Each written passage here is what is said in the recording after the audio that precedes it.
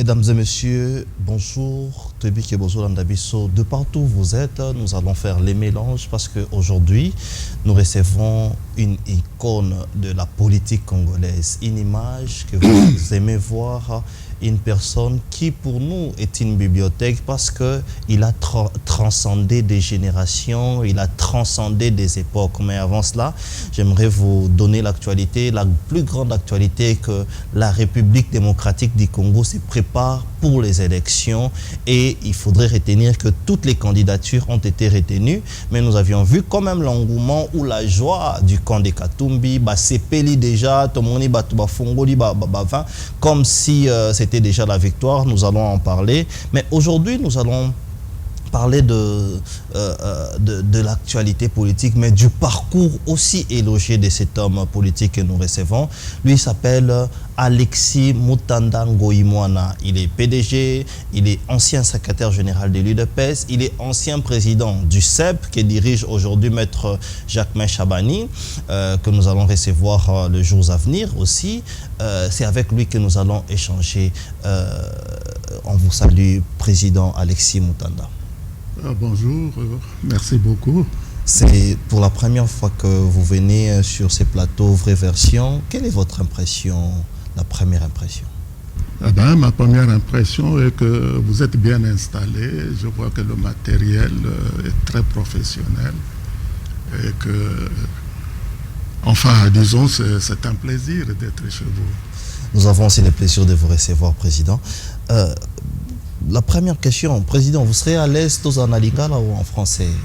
Je crois que le français, lingala, mais oui. On peut très bien mélanger les deux. Oui, on va faire les mélanges. La première question, Président, j'ai tenté ici de faire l'exercice de parler à la population de votre parcours élogié. Vous étiez président, secrétaire général de l'UDPS pendant un moment de crise, pendant les moments où vous aviez dit non à Kabila. Vous étiez président du CEP, vous étiez l'ami ou le compagnon de Tchen Tshisekedi Wamulumba. Nous, on va oublier. Est-ce que vous pouvez nous étaler votre parcours? Eh bien, mon parcours ne commence pas avec l'UDPS, parce que vous savez, à l'UDPS, si vous parlez des accomplissements que nous avons eus à cette époque, c'est grâce à l'expérience qu'on avait acquise les années antérieures, peut-être dans d'autres domaines. Par exemple, disons, la gestion des hommes, la gestion des affaires, etc. Eh bien, ça ne vient pas du jour au lendemain. Ce que nous voyons aujourd'hui, en fait, c'est la manifestation de ce qui a été hier et avant-hier, etc. Alors, si vous demandez mon parcours pour que vous puissiez comprendre plus ou moins, disons, ce que nous avons fait à cette époque, eh ben, il faut remonter, évidemment, je ne dis pas aux années d'études, parce que je suis ingénieur électricien de formation. Et c'est nous qui avons pratiquement, si vous voulez, honoré l'université qu'on appelait l'université Lovanium.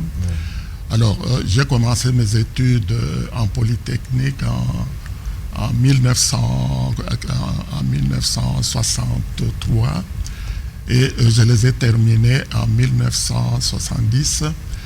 Et alors, en tant qu'ingénieur, j'ai travaillé pendant plus ou moins 16 ans à la Société nationale d'électricité. Alors, pendant cette période, qu'est-ce que j'ai fait à la SNEL? Eh bien, pour tout simplement résumer les choses, j'ai été responsable, disons, de la direction des études et travaux, qui était devenu plus tard équipement, ce qui veut dire tout simplement que je me suis occupé de tous les grands projets de la société de l'époque. Parce que nous étions la première génération des ingénieurs. Et alors, la société se construisait, etc. Et comme il y avait beaucoup de projets, à commencer par le projet de la centrale d'Inga 1, et puis Inga 2, et puis ensuite, je me suis occupé de la réalisation du projet Inga Shaba. Alors, ce qui veut dire que Inga Shaba, c'est avec Inga Shaba, bien sûr, que j'ai terminé Mais vous pouvez vous imaginer que c'est une ligne de transmission d'énergie à très haute tension en courant continu de plus de 1700 km. Okay. Parce qu'on devait amener l'énergie de la centrale d'Inga vers le Katanga pour alimenter évidemment les sociétés minières du Katanga. Oui. Alors vous comprenez qu'un projet à l'époque, vers les années 1973, un projet qui avait coûté plus de 600 millions de dollars, Exactement. alors était de la responsabilité, si vous voulez, du consortium Inga Shaba, c'est-à-dire ce sont les Américains qui avaient emporté le marché. Et moi, en tant qu'ingénieur de la SNEL, j'ai été désigné pour suivre, si vous voulez, la réalisation de ce projet avec les constructeurs Inga Shaba. Okay. Raison pour laquelle la société m'avait dépêché, ou plutôt m'avait affecté à San Francisco aux États-Unis, où se trouvait la direction générale des constructeurs pour suivre les financements, l'établissement, si vous voulez, des études d'engineering et des études de choses. Et j'ai fait presque 3 ans à San Francisco. Et quand je suis revenu au Congo, c'était pour la réalisation, c'est-à-dire les travaux en pratique de Inga jusqu'à Kolwezi. Alors vous pouvez comprendre que 1700 km, c'est une ligne qui part de Inga, qui passe par le Bas-Congo, qui passe par la ville de Kinshasa, qui passe par Bandundu, qui passe par le Kasai Kananga spécialement, le Katanga, Kamina et Kolwezi ensuite. Et nous avons fait ça pendant plusieurs années. Alors Inga 1, Inga 2 se construisaient en ce moment-là, donc comme centrale, et on devait s'occuper de tous ces projets avec les Italiens, les Français, les Américains, les Anglais, etc. Et puis on devait gérer, par exemple, Inga Shaba, il y avait plus de 2000 Américains qui étaient sur place au Congo pour réaliser ce projet. Et le Congo, les Congolais qui étaient là-dedans, c'était plus de 25 000 Congolais. Avec des avions, avec ceci, cela pour le transport de matériel. Alors vous comprenez qu'un projet de cette envergure, lorsqu'on est au centre de l'action, on apprend non seulement à gérer les étrangers, mais à gérer les Congolais, les travailleurs, à gérer la logistique, à gérer tout un tas de choses. Exactement. De telle manière que toute cette expérience de cette époque, lorsque vous quittez la société et que vous vous engagez dans ce que vous appelez la politique, toute cette expérience, évidemment, vous l'avez sur vous. Voilà. Et alors, c'est cette expérience qui nous a permis, si vous voulez, de mettre à la disposition de l'UDPS pour faire et réaliser ce que nous avons fait. Exactement. Nous allons entrer là dans l'UDPS, mais le plus important, on parle un peu des Inga aujourd'hui, parce que de la SNEL aujourd'hui, parce que l'actualité est que la population aujourd'hui n'a pas d'électricité. Il y a des coupures intempestives partout. Est-ce que vous vous êtes rendu compte qu'après des années, il y aurait ces problèmes, ou soit c'était un calcul, ou soit une réalisation d'un peuple qui était minime? Vous savez, il n'y a jamais de mauvaises troupes, il n'y a que de mauvais chefs. Parce que les chefs, ce sont des leaders, des personnes qui doivent encadrer. Vous savez que dans toutes les sociétés, il y a non seulement la direction générale, mais il y a aussi le conseil d'administration.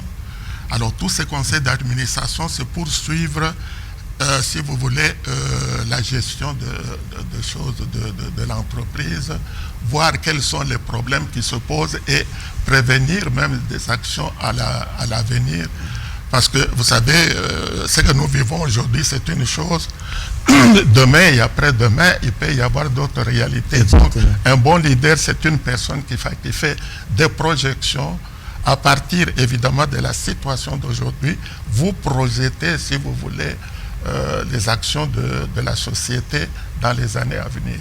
Alors, à l'époque, puisque vous posez bien la question, lorsqu'on était aux équipements, spécialement pour la ville de Kinshasa, parce que lorsque vous parlez du courant électrique, il y a 3 étapes. Oui. La première étape, c'est la centrale où on produit du courant. Oui.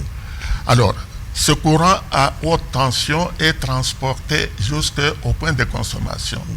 C'est-à-dire qu'il y a entre les deux, la centrale et les consommateurs, une ligne de transmission à haute tension.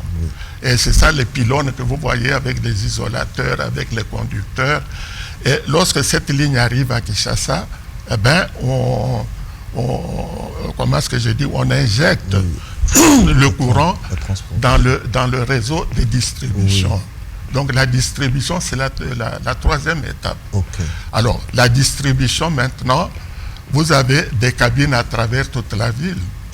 Alors, aujourd'hui, vous pouvez en avoir autant, mais il faut faire des projections pour savoir dans 5 ans, dans 10 ans, dans 15 ans, eh ben, quelle sera la population de la ville. Et c'est ça qu'on avait prévu déjà vers les années 76, 77, 80. Au moment où ils étaient aux équipements, on avait commencé avec Électricité de France, EDF, qui était notre conseil technique en engineering et tout ça. Et on avait déjà projeté, si vous voulez, la modernisation du réseau de Kinshasa. On voulait même à l'époque, puisque le réseau de distribution était à 6600 volts, et on voulait passer à 30, à combien? À la distribution de 20 000 volts. Donc, il fallait déjà à cette époque-là prévoir, évidemment, mais vous savez qu'aujourd'hui, c'est une véritable explosion, spécialement démographique dans la ville de Kinshasa. Exactement, mais au-delà de ça... Donc, les constructions sont partout, même dans des ravins, etc. Et souvent, ce sont des grands immeubles. Alors, les cabines qu'on avait prévues il y a 10 ans, il y a 15 ans, 20 ans, ne peuvent plus tenir le coup. Donc, il faut maintenant une équipe d'études qui doit revoir un peu, si vous voulez, toute cette situation et puis moderniser le réseau de distribution. Au-delà de cabines et distribution et autres, Président Alexis, est-ce qu'on peut aussi élever les points où on dit aujourd'hui que les barrages Inga, par exemple, il est tellement trop vieux et qu'il ne sait plus fonctionner correctement parce qu'il date de 1972 ou 73. C'est exact, oui, c'est exact. Donc, vous savez, les équipements, comme les hommes, comme tout, ça vieillit, bien sûr. Et même encore avec les alternateurs, avec les turbines, avec les conduites d'eau et tout ça, ce sont des choses qu'on doit entretenir régulièrement. Et alors, pour ce qui concerne, par exemple, les machines comme les turbines, comme les alternateurs, eh ben, ce sont des choses qu'il faut remplacer à fur et à mesure, parce que une machine qui a déjà une trentaine d'années, comme vous le dites vous-même, eh ben, il faut penser déjà le mettre de côté pour le remplacer. Et ça demande, bien sûr, un travail, si vous voulez, de modernisation, un travail, comment je dirais, là, de prévention, etc. Alors, est-ce que la Société nationale d'électricité aujourd'hui dispose des moyens pour faire ce travail de, si vous voulez, de modernisation de tout ce matériel? Parce que Inga 1 était beaucoup plus vieux que Inga 2, mais Inga 2 était plus puissant. Mais jusqu'à aujourd'hui, évidemment, nous vivons sur ces deux centrales. Mais est-ce que les entretiens suivent correctement? Est-ce qu'on remplace les pièces régulièrement? Est-ce qu'il y a un bureau d'études quelque part qui aide la société? Et puis ensuite, il faut des financements. Exactement. Parce que le nez de la guerre, c'est l'argent. Donc, il faut que le gouvernement mette à la disposition de cette société des moyens financiers pour la politique de modernisation. Est-ce qu'il n'y a pas de crainte aujourd'hui qu'un jour la population quinoise se retrouve dans le noir? Parce que quand il n'y a pas d'entretien, vous avez évoqué un sujet important où vous étiez chef de projet, il n'y a pas eu de détournement, vous n'avez pas fait des prisons. Aujourd'hui, il suffit qu'il y ait un petit projet, il y a des détournements de gauche et de droite. Nous avions vu comment est-ce que l'Assemblée nationale a même demandé, recommandé qu'on puisse mettre dehors les DG de la SNEL. Est-ce qu'on ne risque pas, avec toute la mégestion, les désorganisations qu'il y a aujourd'hui, les désordres? Vous savez, M. Kanyinda, que dans la vie d'un pays, vous savez, il y a beaucoup de problèmes qui peuvent se poser. Alors, vous savez que pour notre pays, nous avons eu 32 ans de Mobutu. Et on a eu presque 20 ans de Kabila. Les deux Kabila, bien sûr, père et fils. Et ça nous fait une cinquantaine d'années. Alors, ces 50 années, qu'est-ce que le peuple congolais a vécu pendant ces 50 années? Bon. Parce qu'il y a eu beaucoup des antivaleurs qu'on ne peut pas citer ici, la corruption, de telle manière que dans notre pays aujourd'hui, ce qui est antivaleur est devenu valeur.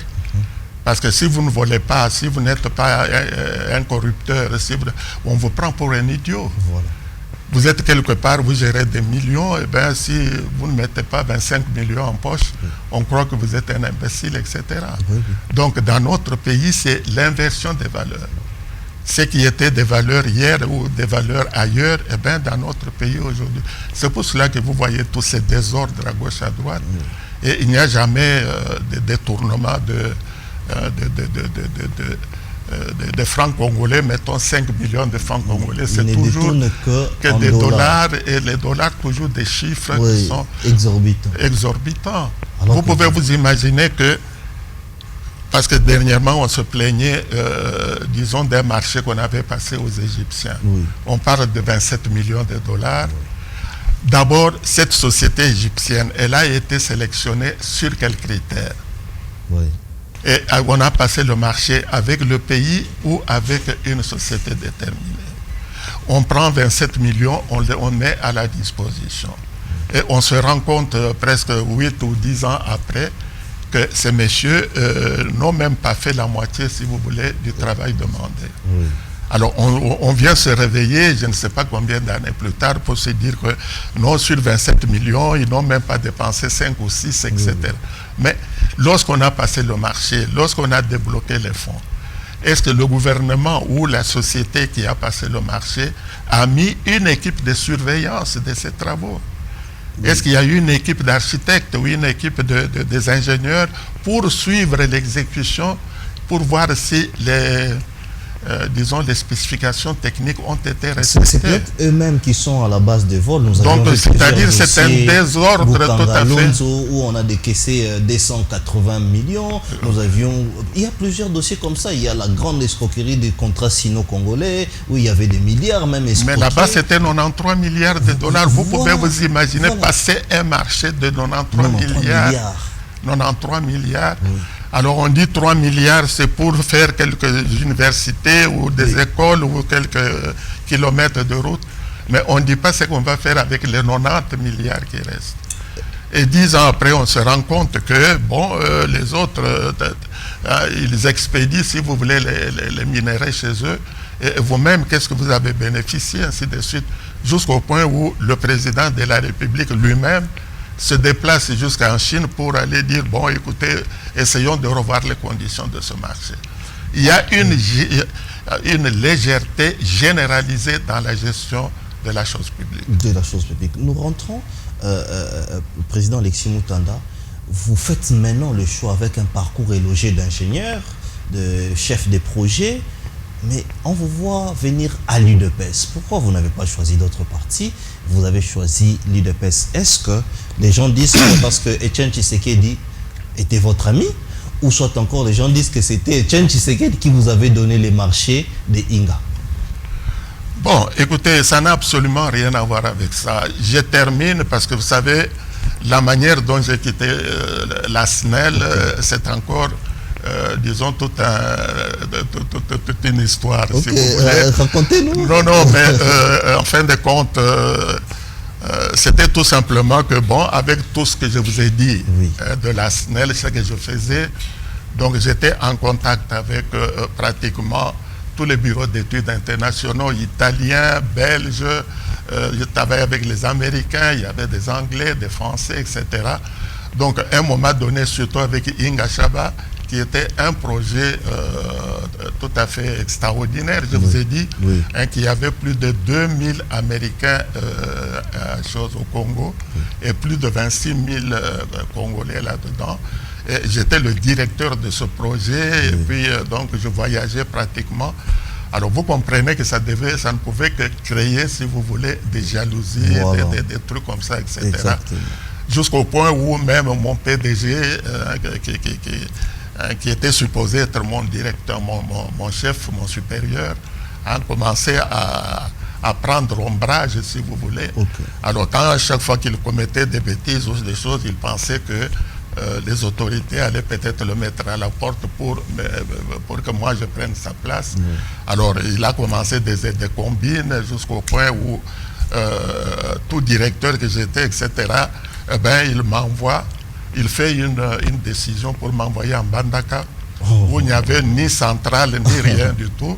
Alors, un directeur que j'étais ici, oui, et chef de projet, on vous envoie en Mbandaka. En Mbandaka, où il n'y avait même pas de centrale, ainsi de suite. Oui. Donc, on avait compris, tout le monde avait compris que c'était tout juste. Alors, j'ai préféré, si vous voulez, quitter le navire. Okay. Alors, en ce moment-là, je me suis installé, si vous voulez, à mon compte. D'accord. Et c'est en ce moment-là aussi, vous savez, vers les années 1986, oui. 87, c'était au moment où, disons, l'UDPS, évidemment, était en train de mener sa lutte. Oui, oui, de prendre de l'ampleur. De l'ampleur, parce que le parti a été créé en 1982 et il y avait des personnes très courageuses, dont le président Tshisekedi, qui était notre aîné de loin, parce que je ne peux pas dire que j'étais son copain. Au moment où, parce qu'il avait étudié aussi à l'université Lovanium. Et alors quand moi j'entrais, eux, ils étaient déjà en train de finir. Ils étaient déjà dans la vie publique. Donc de telle manière qu'entre lui et moi, il y avait une... Mais seulement, c'est un parti qui m'a attiré parce que à cette époque, on parlait de la démocratie. Vous savez, avec Mobutu, c'était parti-État, c'était ceci, cela, etc.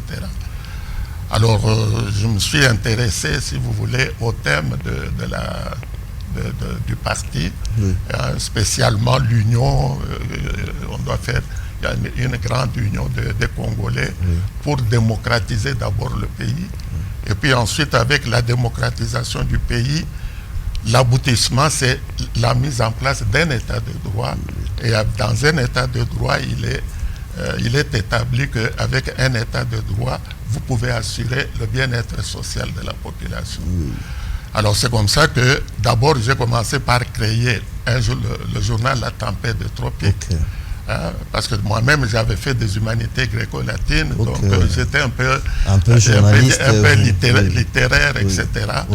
Alors, j'ai créé ce journal qui a fait la guerre, évidemment, vous savez, à l'époque, à Mobutu. Et puis, on a évolué petit à petit. Je crois que à cette époque également, les responsables du parti avaient remarqué ma contribution. Qui était quand même assez conséquente, non seulement sur le plan financier, mais évidemment aussi sur le plan de la gestion et tout cela. C'est ainsi que, et puis comme je voyageais beaucoup, d'abord dans le cadre de la SNEL, j'avais beaucoup voyagé. Alors, le parti avait jugé qu'avec mes relations à l'extérieur, l'expérience que j'avais, il pouvait me confier les relations extérieures. Alors j'ai fait les relations extérieures de 1997 jusqu'en 2008, donc c'était pratiquement 11 ans. 11 ans, vous étiez chargé des relations extérieures. Des relations extérieures. Les relations extérieures, pourquoi? Parce que l'organisation du parti, c'est une organisation quand même assez particulière parce que les structures de base du parti, c'est-à-dire les fédérations, parce que chaque fédération correspond soit à une ville ou bien soit à une province. Alors, à l'extérieur du pays, on avait des fédérations et des représentations en Afrique du Sud, en Belgique, en France, en Suisse, en Allemagne, en Italie, on avait en Suède, Norvège, on avait ça aussi au Canada, etc. Alors vous pouvez comprendre que tous les Congolais qui avaient des problèmes avec Mobutu, qui allaient à l'étranger pour être des réfugiés politiques, eh bien, quand ils arrivaient quelque part, ils s'organisaient, ils créaient une fédération, et cette fédération commençait à fonctionner avec exactement les mêmes règles que les fédérations du parti. Est-ce que vous avez connu... Alors maintenant, mon rôle en tant que responsable des relations extérieures était évidemment de faire la gestion de toutes ces fédérations de l'extérieur. Okay. Ce qui me permettait 2 ou 3 fois par an de faire la tournée de toutes ces fédérations pendant 11-12 ans. Dans le monde. Dans le monde, parce que vous savez, les Congolais, bon, c'est tout à fait humain. Oui. Il y avait parfois des conflits, il y avait parfois des comités qui se dédoublaient, etc. Okay. Alors tous ces litiges, il fallait les régler. Il fallait fédérer les forces. Fédérer les forces et puis toutes les décisions de la direction générale, il fallait leur amener ça, leur expliquer, etc. Et puis ceux qui se constituaient quelque part, il fallait les officialiser de telle manière que c'était un travail permanent pendant 11-12 ans que j'ai fait ça. Et bien, je peux vous assurer que ce n'était pas facile parce que le parti n'avait pas de moyens. Oui, les partis n'avaient pas. Alors, tous les moyens que j'utilisais, c'était mes moyens propres. Oui, on va en parler par rapport aux moyens parce qu'on dit de vous que vous étiez un grand donateur. Vous avez même donné la parcelle à l'UDPS. Mais est-ce que vous avez connu des emprisonnements ou des difficultés avec les pouvoirs en place pendant tout ce temps? Oui, 1 ou 2 fois quand même. Okay. Parce que une fois, il y avait une réunion que le directoire avait organisée, mais apparemment les autorités n'étaient pas d'accord avec ça. Okay. Alors, puisqu'on se rendait à cette manifestation, on a pris le véhicule et tout ce qui était dans le véhicule. Il y a même des fondateurs qui avaient été arrêtés, etc. Oui. Alors, on a passé quelques jours à Makala. Et puis après, bon, avec la pression et tout cela, on a été libérés. Mais on dit de vous que vous étiez donateur de l'UDPS. Vous avez même donné la parcelle pendant beaucoup d'années à l'UDPS.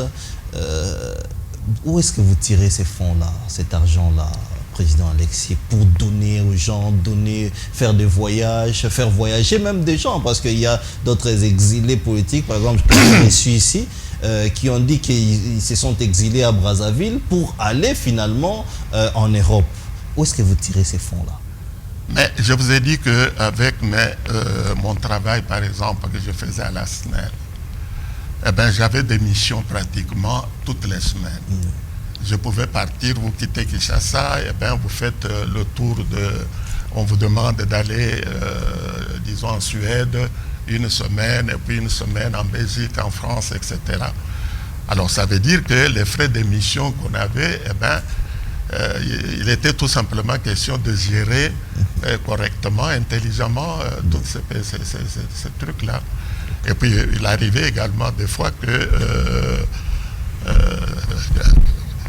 une opération qui se présente, bien sûr, alors en ce moment-là, on ramassait tous ces petits moyens, hein, on les gérait avec une certaine discipline. Mais on a mené des enquêtes, vous les faites jusqu'aujourd'hui, président Alexis Moutanda. Parce qu'on a mené des enquêtes, on a vu quand même qu'il y a plusieurs gens qui sont autour de vous, dans vos bureaux, en train d'attendre quelque chose. Vous avez toujours ces moyens-là? C'est toujours la gestion? Mais vous voulez que ça vienne d'où? Est-ce que ça vienne du ciel? Tout vient du ciel, mais ce sont des choses qu'il faut...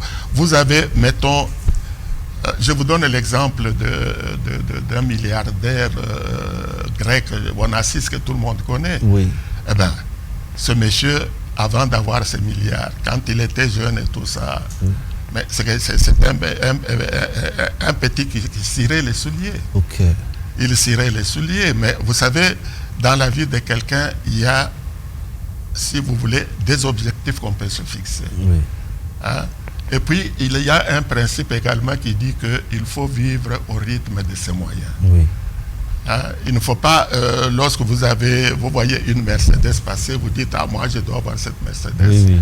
Mais vous allez l'avoir à partir de quels moyens et comment vous allez y arriver. Oh, exactement. Donc, si vous avez un moyen qui vous permet toujours d'avoir un petit véhicule qui coûte $3000, vous commencez par là. Exactement. Et un peu plus tard, quand vous voyez que maintenant, vous pouvez accéder. Donc, c'est un problème, si vous voulez, de concentration, de gestion et surtout un problème de discipline personnelle. Président Alexis Moutanda, au bout d'un temps, pendant que l'UDPS est vraiment en crise, les partis est scindé, le président Etienne Tshisekedi est très malade, c'est là qu'on vous confie maintenant la gestion du parti comme secrétaire général.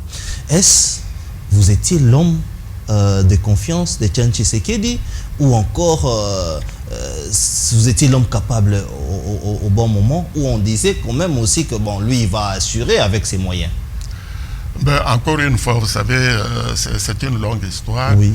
En fait, tout a commencé avec le dialogue intercongolais. Oui. Avec le dialogue intercongolais, vous vous rappelez très bien, c'est tous les partis politiques qui étaient invités en Afrique du Sud pour ce dialogue, y compris l'UDPS. Et le président national, Tshisekedi, justement, était également partie prenante de ce dialogue. Okay. On a fait les 2 ou les 3 années là-bas, et vous vous rappelez à un moment donné que le dialogue ne s'était terminé en queue de poisson.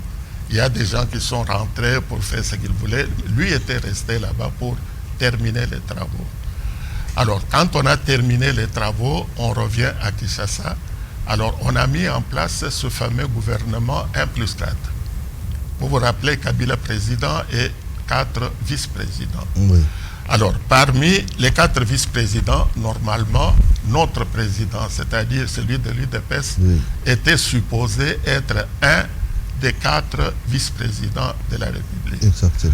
Et vous vous rappelez comment on a jonglé les choses, etc., de manière que l'UDPS était tout à fait dehors.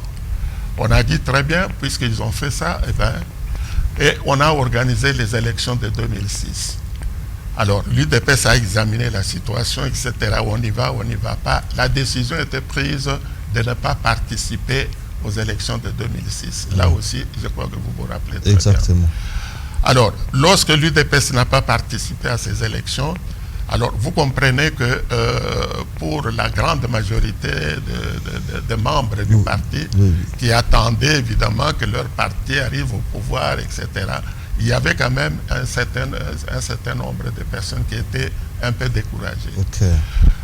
Après cet événement, il y a eu également le projet d'organiser le premier congrès du parti. Oui.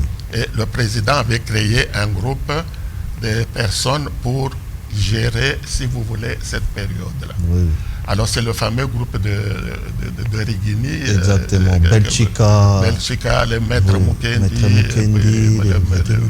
Mutombe, etc. Oui. Donc tous ceux qui étaient là.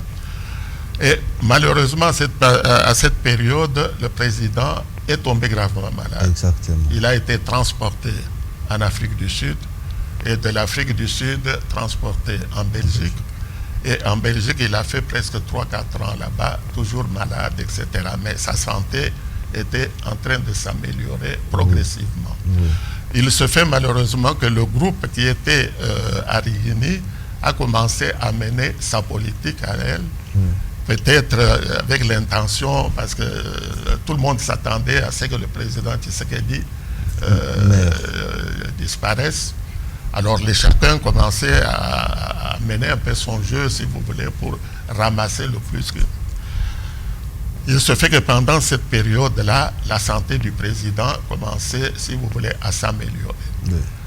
C'est alors qu'il s'est rendu compte, avec tous les rapports qu'il avait, que le parti n'était pas en très bon état, oui, et qu'il fallait faire quelque chose, etc. C'est comme ça qu'il me confiera à partir de l'Europe les tâches du secrétaire général. Exactement. Alors vous comprenez qu'en tant que secrétaire général de l'époque, avec tout ce qui entourait, si vous voulez, l'UDPS, avec le président qui était... Et un autre groupe à côté. Alors, avec un autre groupe qui faisait aussi... oui. Alors, c'était la guerre, évidemment, vraiment, qui était engagée. Oui. Et contre ce groupe, contre le groupe de... Parce que Kabila aussi préparait sa réélection. Et tout le monde pensait que le président n'allait pas revenir. Oui. Mais... c'est lorsque le président a versé des larmes en Europe en disant mon parti est en lambeaux, et ainsi de suite, il commençait à se plaindre. Oui. Et il y a eu même un bruit un jour où il y avait un bruit qu'il était décédé. Qu'il était décédé, exactement. Il était décédé. Oui. Alors vous pensez que tous ces événements plongeaient les membres du parti dans le désespoir. Dans le désespoir et même dans le désarroi. Oui.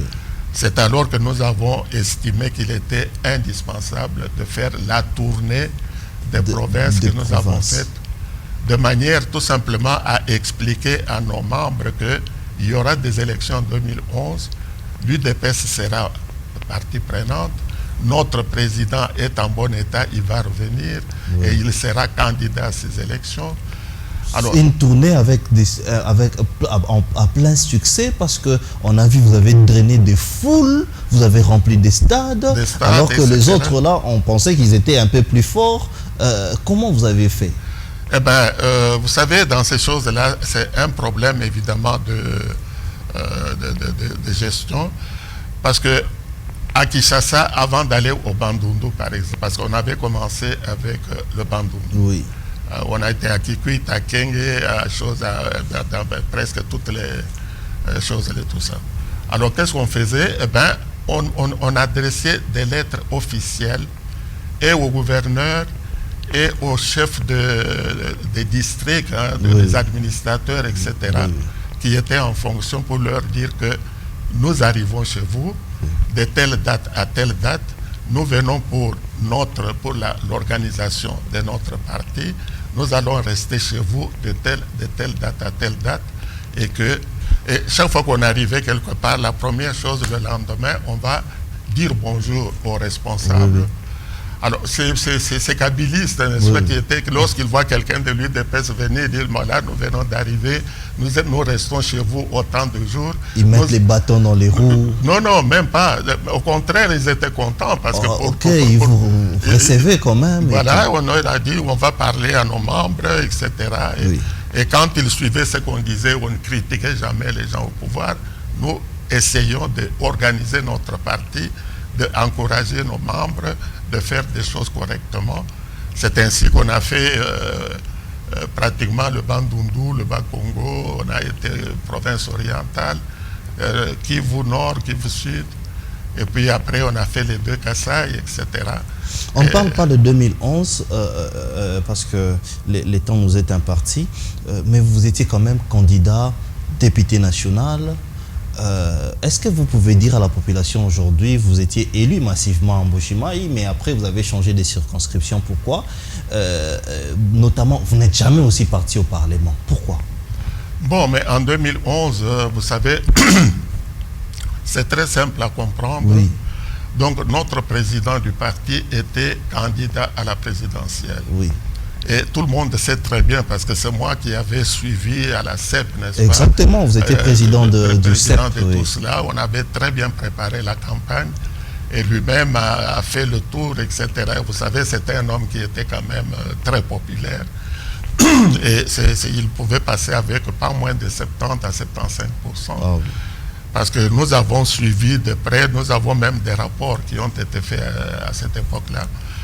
Et alors, arrivé évidemment au résultat, comme c'était tour unique, c'est-à-dire ils avaient déjà supprimé le deuxième tour. Alors c'est Kabila qui passait, tout ça. Et vous vous rappelez comment il avait réagi, le président? Exactement. Donc il s'était tout simplement proclamé président de la République. Oui. Je me rappelle, ces jours-là même, nous étions au bureau à l'époque à Gombe, avant qu'il y ait cet immeuble-là, où on était surpris aussi d'entendre ces discours-là. Voilà. Alors, à partir de cette déception, il avait décrété, il avait décidé que tous ces députés pouvaient, si vous voulez, ne pas participer aux séances parlementaires. Alors, il n'y en a que 3 personnes qui ont réellement respecté ça. Oui. Mais tous les autres, évidemment, ils sont partis là-bas. Alors c'est la raison pour laquelle nous, on était quand même restés fidèles.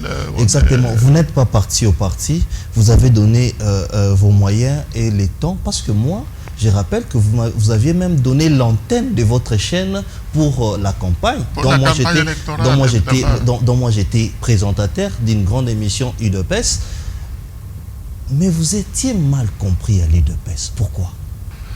Bon, mais vous savez, un peu comme à la SNEL, c'est le même problème qui se reproduisait. Parce qu'on voyait très bien que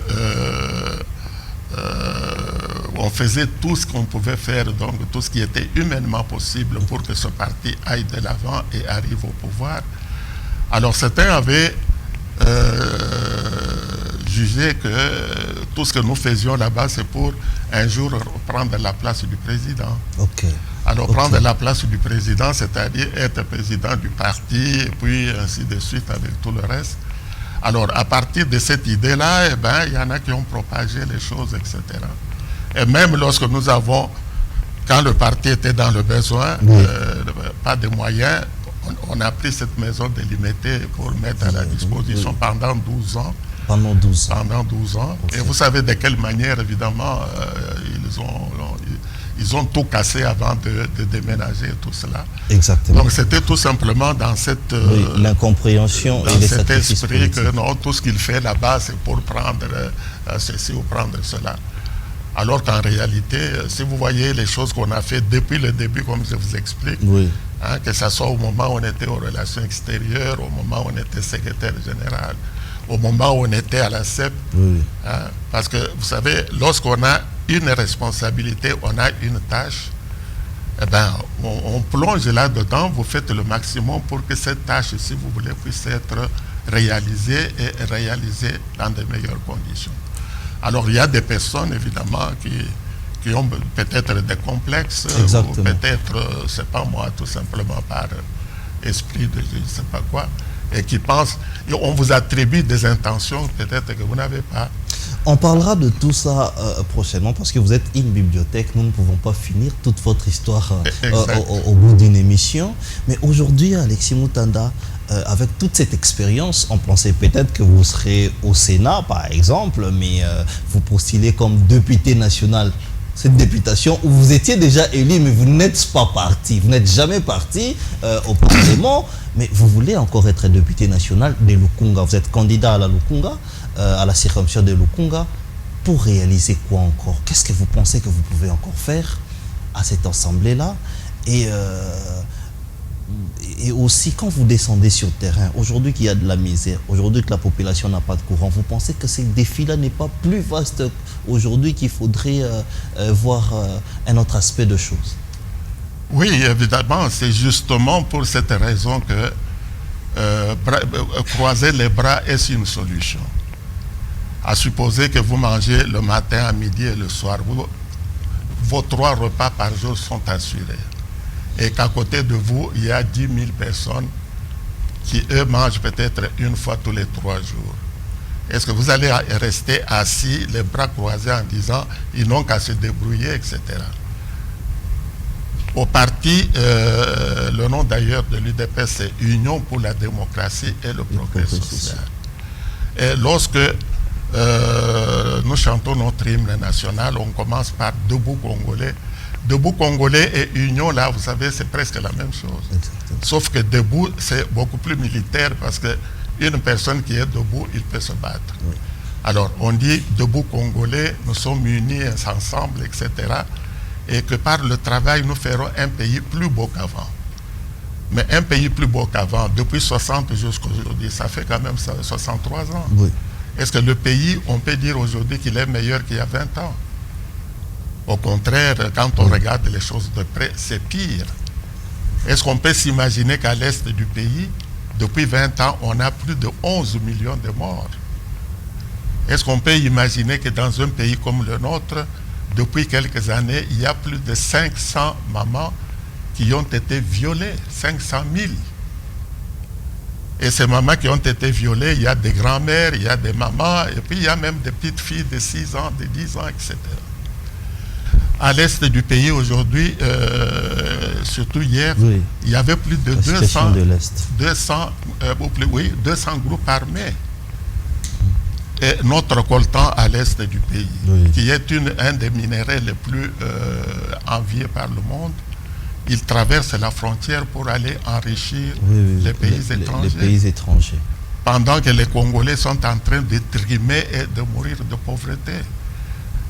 Regardez par exemple dans notre ville de Kinshasa aujourd'hui, oui. Mais notre jeunesse qui est désœuvrée parce qu'elle ne trouve pas du travail. Il y a des personnes qui sont des jeunes gens qui sont licenciés, qui sont gradués, etc., oui. Mais qui ne trouvent pas du travail.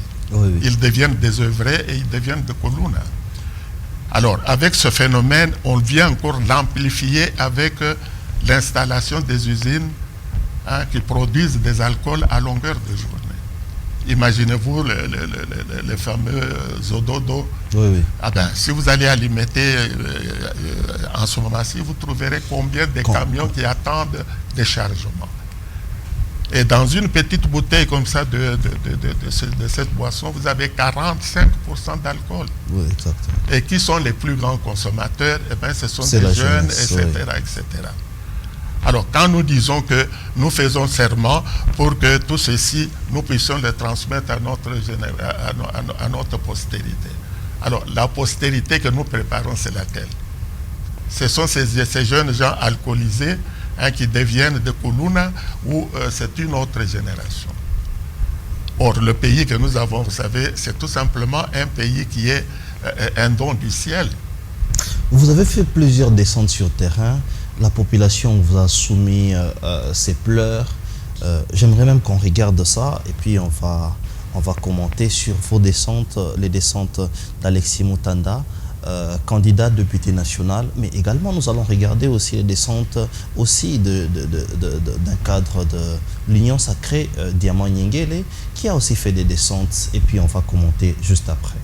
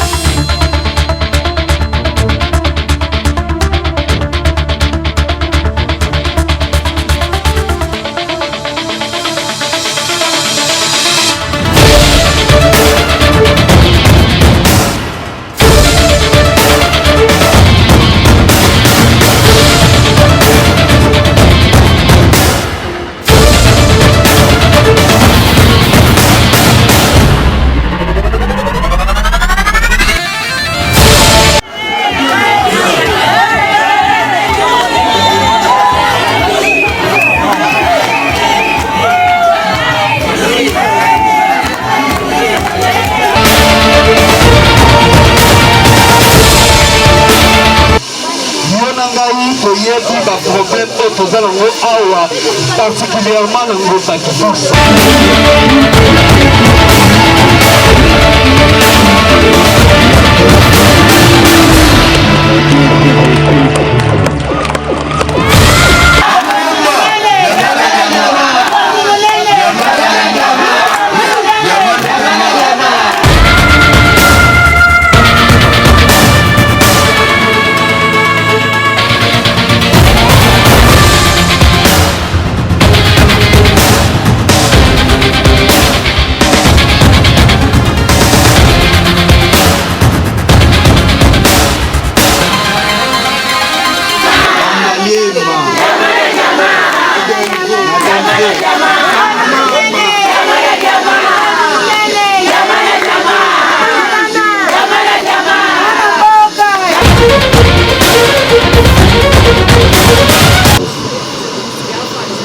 nayoki ndeko alobi awa mpona baproblème ya bwadi, mpona baproblème, mpona motu ayeba malamu baproblème ya esika, il faut asala nini? Azala na esika yango.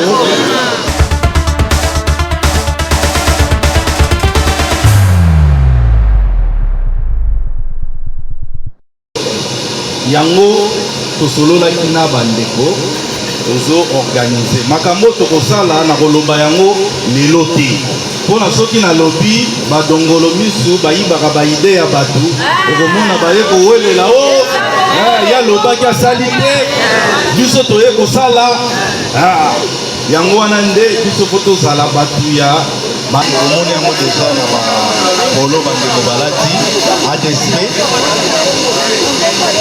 ADSP toza na regroupement AAPG Action aux pour la bonne gouvernance ya parti kombo na ye Élysée Tshisekedi obetela ye maboko dikela oye ovanda na lupango oza motu ya kobunga te me toza mpe na bato oyo mpe ya bakarti oyo tovota bango balongwaka te marine gomegome garanti nini yo kopesa biso toza deside ya kovoteka bana mabele oyo pene ya mosika toyena na biso mbongo ya monga mboka papa Tshisekedi abaki monga mboka tolia mais kovote il faut kotala elongi bien nde bakoma bakaya likulu bon garanti nini opesa biso po topesi bavoi na biso oyo ezaka échantillon bato baza ebele oyo baza ja sensibilize mpo na yo garanti nini oyo nayoki ndeko ainsiste mpo na bagaranti même la bible balobaka vérité bien ordonnée awa ntina bandaki koloba bwadi nga na vandi na bwadi baproblème ya bwadi toyebi yango premièrement nzela nayoki mpe mai bakati connexion elie te makambo ya courant eza baproblème ebele soki makasi ezali premièrement ndenge volonté oyo toza nango na est-ce que ndeko aoki kotika bandeko na ye basosiete eza nano ndeko oyo toza nango nde na détermination kokokisa bamakambo wana nyonso.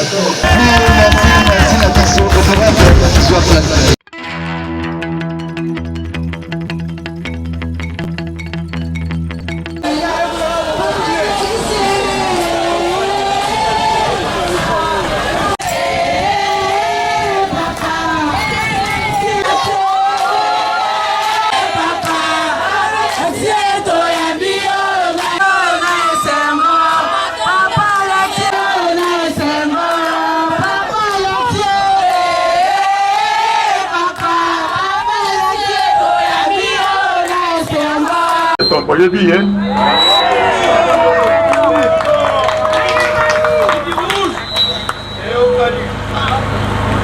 Fachi beton eza koloba nini miro oyo soko balobi ke miro wana ezali basali yango na beton eske okokende kosakana kuna soko obeti motu na yo na beton wana okosuka ndenge nini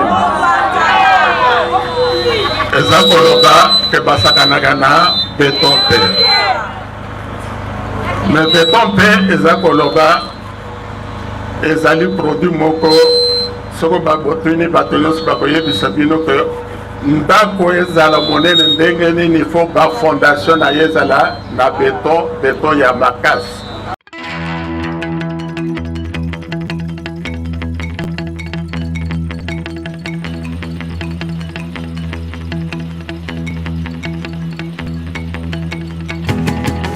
Voilà. Après vos descentes sur terrain, président Alexis Moutanda, par exemple, les gens qui disent qu'ils n'ont pas de courant, ils n'ont pas d'eau, après 5 ans, est-ce qu'il y a encore l'espoir pour cette population?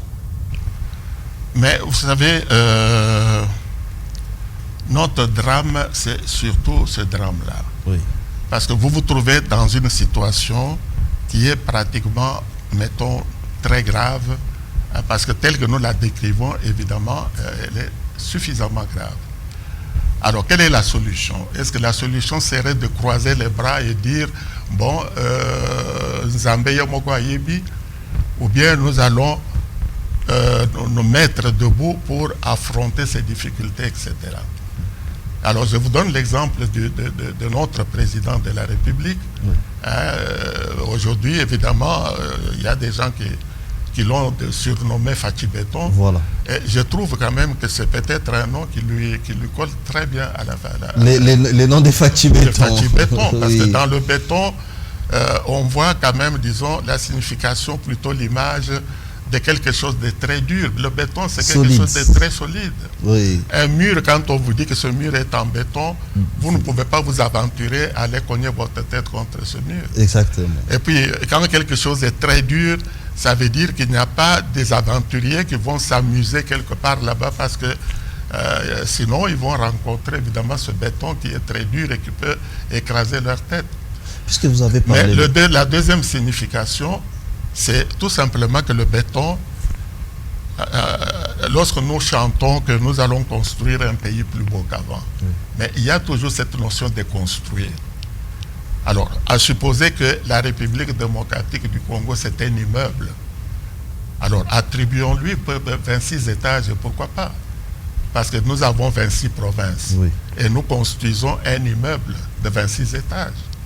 Mais un immeuble de 26 étages, est-ce que vous pouvez vous permettre d'avoir des fondations faites n'importe comment? Ça doit être en béton. Ça doit être en béton et un béton de très bonne qualité. Et même lorsque vous élevez les murs pour arriver à vos 26 étages, vous avez des colonnes, vous avez les dalles, vous avez ceci, cela, ça doit être également en béton. Mais le béton lui-même, c'est quoi? C'est le mélange du sable, de la caillasse, c'est l'eau qui est là-dedans. Vous avez le fer à béton et toutes ces choses-là. C'est-à-dire que pour avoir un bon béton, pour construire un immeuble aussi puissant, il faut avoir du très bon béton, mais c'est-à-dire, alors qui va amener le sable, qui va amener la caillasse et tout ça. Mais ce sont les 120 millions de Congolais distribués à travers tout le pays. Chacun suivant sa capacité, il amène le sable, l'autre amènera la caillasse. Ce n'est pas la caillasse matérielle. Mais ici, évidemment, la caillasse, c'est une préfiguration. Si vous êtes courageux, par exemple, vous êtes journaliste, et que vous allez à la télévision pour défendre l'intégrité ou pour vous battre contre la balkanisation. Mais c'est votre sable que vous amenez dans la construction. S'il y en a un qui est peut-être plus fort, qui peut organiser, un groupe de personnes se plaignent que dans notre quartier, il pleut, il fait ceci, cela. Si ces gens s'organisent et puis font un bloc et marchent dans la rue, si vous organisez ce groupe pour sensibiliser les autorités, mais c'est votre contribution au bien-être de ces personnes. C'est-à-dire vous amenez dans la construction de cet immeuble votre sable et ainsi de suite. Vous avez parlé de béton, de Fachi Béton, on parle du président de la République. Nous avions fortement, vous en principe, qui était président de la CEP, vous aviez contribué à la campagne du président Félix Etienne Tshisekedi en 2011. Et on l'a dupé par les pouvoirs en place. Et après, c'est cette victoire-là qui a fait que Félix Antoine Tshisekedi puisse facilement gagner les élections parce que la campagne était déjà faite, les structures étaient déjà faites. Les gens savaient que c'était un homme qui était élu président. Est-ce qu'aujourd'hui, vous êtes satisfait de sa gestion en tant que président de la République? Eh bien, voilà une très belle question. Parce que être satisfait, il faut d'abord commencer par analyser un peu les circonstances dans lesquelles il a pris ce pouvoir. Exactement, allez-y. Ok. Il prête serment, il s'assoit sur le siège présidentiel. Alors, lorsqu'il les regarde devant lui, qu'est-ce qu'il voit? Il y a d'abord la classe politique qui était pratiquement kabiliste à 90%. Oui. Alors, il fallait gérer tout ce personnel et du Sénat et du Parlement, les gouvernements provinciaux, où il n'y avait que des kabilistes, parce qu'en fin de compte, c'est ça qu'on lui avait laissé. Donc il fallait d'abord s'attaquer à ce problème pour que cette classe politique puisse, disons, le reconnaître comme président de la République. Oui. Et il ne pouvait pas le faire n'importe comment. C'est comme ça que l'idée de l'union sacrée a été mise en place. Oui. Alors, après avoir, je ne dis pas maîtrisé, mais quand même, disons, après avoir acquis cette partie, il fallait résoudre les problèmes de sécurité du pays. Mais pour résoudre ces problèmes sécuritaires, il faut une armée qui vaut la peine. Exactement. Mais le FARDC de l'époque, vous savez vous-même que c'était une armée qui était complètement, disons, infiltrée par... Il y avait des colonels, des généraux, et ainsi de suite. Vous vous rappellerez que c'était un travail de longue haleine que M. Kabila avait entreprise. Oui. Pourquoi je parle de lui? C'est tout simplement parce que lorsque l'AFDL est arrivé dans notre pays, la première chose, Laurent était président mais qui était ministre de la Défense? C'est Kabarebe. Oui, James Kabarebe. Mais alors James Kabarebe, en tant que Rwandais, ministre de la Défense au Congo, Kinshasa, son premier souci était d'infiltrer tous les colonels et généraux qu'il pouvait dans l'armée nationale. Et c'est ça qu'il a fait avant de partir. Et vous vous rappelez aussi qu'après le dialogue intercongolais, Roubaix-Roy, pour qu'il puisse collaborer avec tout le monde, il avait posé des conditions. Oui. Il avait dit, même s'il faut quitter le gouvernement, on le fera, mais la condition c'est qu'on fusionne les armées. Oui. Alors son armée de RCD, qui était remplie de Banyamulenge, de ceci, cela, a été intégrée dans l'armée nationale. Oui. Et vous vous rappellerez aussi que quelques mois après, il y avait un Kundabatware et Moutebousi qui, à Bukavu, massacraient les gens, etc. Ils ont fait de la pluie et le beau temps là-bas. Oui. De telle manière que quand on leur a dit de cesser leurs opérations, ok, très bien, on va s'asseoir autour de la table. La condition, c'est que vous intégrez. Alors, vous voyez combien de fois, si vous voulez, cette armée a été infiltrée. Hein? Il parlait de mixage, de brassage, etc. Oui. Le premier M23 de 2013, comment est-ce qu'on a mis fin à cette histoire-là? C'est encore une fois parce qu'on a... On les a déversés à l'armée. Alors, vous êtes président de la République, vous êtes commandant en chef d'une armée, mais une armée composée de cette manière-là. Qu'est-ce que vous pouvez faire? Parce qu'il fallait également mettre fin aux rébellions ou plutôt aux groupes armés qui sont à l'Est. Oui. Donc, ce qui fait que il y est allé quand même d'une manière systématique, etc. Aujourd'hui, on peut dire qu'on a une armée nationale qui commence quand même à prendre ses responsabilités. Donc, vous êtes satisfait du bilan du président en termes de satisfaction? Bon, le bilan, vous savez, on est quand même un pays vaste. Oui. 2 400 000 km². Oui, oui, oui. Avec tous les problèmes qu'on a connus, etc. Et puis cette mentalité, parce que nous en avons également parlé, hein, parce que vous savez, le développement d'un pays, c'est d'abord le mental. Oui, oui. Alors comment remettre, si vous voulez, les Congolais dans une orbite où ils réfléchissent, par exemple, base, le bien-être social de la population, donner priorité à votre pays. Parce que je peux vous dire que, regardez la situation de l'Est. Oui. Au Parlement, nous avons des députés qui viennent de ce côté-là. De l'Est. Oui. Est-ce que vous pouvez me dire combien de députés de l'Est vous les avez entendus à la télévision en train de dénoncer ce qui se passe chez eux là-bas? Pas du tout. D'ailleurs, ils demandent que l'état des sièges soit levé. Etc. Donc, voilà. Nous arrivons à la fin, Président, faute de temps. Voilà. Nous pensons que nous allons encore vous avoir parce que je pense qu'il y aura des réactions, tellement de réactions. Est-ce que, en d'autres termes, finalement, juste une petite question, est-ce qu'aujourd'hui on peut dire que Alexis Mutanda peut gagner ces élections et recevable quand vous descendez à la population et vous incarnez encore l'espoir de vous-même quand vous échangez avec la population? Bon, c'est beaucoup plus différent quand même qu'en 2018. Oui. Parce qu'en 2018, il y avait beaucoup de rumeurs à gauche, à droite. Il a quitté l'UDPS, oui. Et puis ensuite, il a créé son parti, il a fait ceci, cela, etc. Et entre-temps, de 2018 jusqu'à aujourd'hui, ils se sont rendus compte qu'il y avait beaucoup de mensonges et qu'il y avait beaucoup de mauvaises choses qui étaient racontées. Alors, on sent aujourd'hui quand même, disons, une certaine reconnaissance, spécialement des membres du parti, qui sont pour la plupart aussi un peu déçus de la gestion actuelle du parti, etc. Okay. Alors beaucoup de ces gens ont compris qu'il y avait des montages et qu'il y avait beaucoup de mauvaise volonté. Alors, mais vous savez, tout ce qui nous appartient, c'est le présent, mais l'avenir, vous savez, appartient à Dieu. Nous vous remercions, Président, d'avoir répondu à notre invitation. Nous pensons que vous serez disponible pour pouvoir répondre, surtout que c'est la campagne qui commence bientôt. Nous aurons besoin de pouvoir échanger avec la population et la base et faire aussi des émissions sur terrain, pourquoi pas. Nous remercions aussi cette grande équipe technique, mais à vous aussi, un grand merci, chers téléspectateurs, de pouvoir être attentionnés. Vos appels à tout moment, vous nous suivez dès partout. J'ai reçu des appels à partir des Litouris. En tout cas, nous vous remercions pour cela. Restez branchés sur notre chaîne Siloé Télévision, surtout sur Vraie Version. Au revoir.